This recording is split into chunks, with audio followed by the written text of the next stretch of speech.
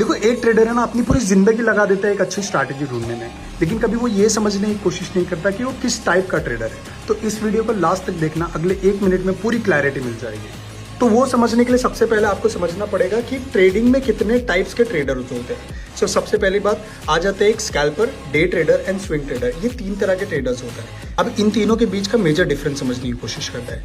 जो स्कैल्पर होता है वो बहुत छोटे मूव कैप्चर करता है, जिस वजह से वो बहुत माइक्रो लेवल पे छोटे टाइम फ्रेम पे ट्रेड करता है। तो 1 मिनट से 5 मिनट के बीच का उसका टाइम फ्रेम रहता है। वही डे ट्रेडर थोड़े बड़े मूव कैप्चर करता है, जिसका टाइम फ्रेम होता है 1 आवर से 4 आवर के बीच में एंट्री के लिए। अब स्विंग ट्रेडर होता है वो 1 डे से ज्यादा अपने ट्रेड को होल्ड कर पाते हैं, जिस वजह से उसके 1 डे और 1 वीक तक के होल्डिंग टाइम फ्रेम यूज होता है। अब होल्डिंग पीरियड कितना होता है, जहां 1 से 10 मिनट स्कैल्पर का होता है, डे ट्रेडर का 1 आवर से ज्यादा भी हो सकता है, बट वो सेम डे में पोजीशन क्लोज होगी। वहीं स्विंग ट्रेडर का 1 वीक या फिर 4 दिन या 5 दिन से भी ज्यादा आराम से स्विंग में ट्रेड जा सकता है। अभी स्कैल्पर जो होता है वो दिन में 5 से 6 ट्रेड आराम से ले लेता है। एक डे ट्रेडर 1 से 2 ट्रेड लेता है, बट एक स्विंग ट्रेडर के ट्रेड पूरे महीने में 1 से 2 होते हैं। वहीं बात करें कि कितना स्ट्रेसफुल एनवायरनमेंट में ये टाइप के ट्रेडर काम करते हैं, तो सबसे ज्यादा स्ट्रेसफुल एक स्कैल्पर होता है, क्योंकि वो दिन भर में छोटे छोटे माइक्रो लेवल पे छोटे छोटे ट्रेड 8 से 10 ट्रेड आराम से डाल देता है। बट डे ट्रेडर एक मॉडरेट ट्रेड डालता है, जहां 2 से 4 ट्रेड आराम से डे ट्रेड में होते हैं। बट स्विंग ट्रेडर के सबसे कम और क्वालिटी ट्रेड होते हैं, पूरे महीने में 2 से 3 ट्रेड आराम से हो जाते हैं। अब अगर रिस्क रिवॉर्ड की बात करेंगे तो जो स्कैल्पर होता है बहुत छोटे रिस्क रिवॉर्ड पे काम करता है, मोस्टली 1:1 पे।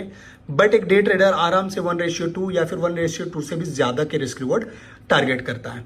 बट एक स्विंग ट्रेडर की बात करेंगे तो वो 1:2 और 1:3 1:4 तक के इजीली एक ट्रेड को स्विंग में लेके होल्ड कर सकते हैं।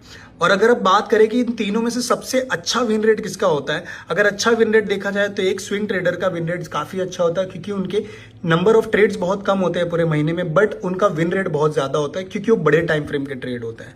सेकंड अच्छा विन रेट माना जाता है कि एक डे ट्रेडर का 40 to 50%। बट स्कैल्पर अगर है तो स्कैल्पर को 70% से ज्यादा एक्यूरेसी चाहिए, विन रेट चाहिए, अगर प्रॉफिटेबल बनना है। तो अगर स्कैल्पर का विन रेट 70% से नीचे है तो वो प्रॉफिटेबल नहीं बन पाएगा, जिस वजह से स्कैल्पर सक्सेसफुल बहुत कम होते हैं एंड स्विंग ट्रेडर सक्सेसफुल होने का चांस बहुत ज्यादा होता है। नेचर को अगर समझने की कोशिश करो कि इन तीनों में से सबसे ज्यादा अग्रेसिव और वॉलेटाइल कौन है, तो वो हो जाता है हमारा scalper. Scalper is very volatile because ये बहुत छोटे टाइम फ्रेम पे होता है, उससे थोड़ा सा कम वॉलेटिलिटी आपको देखने मिलेगी।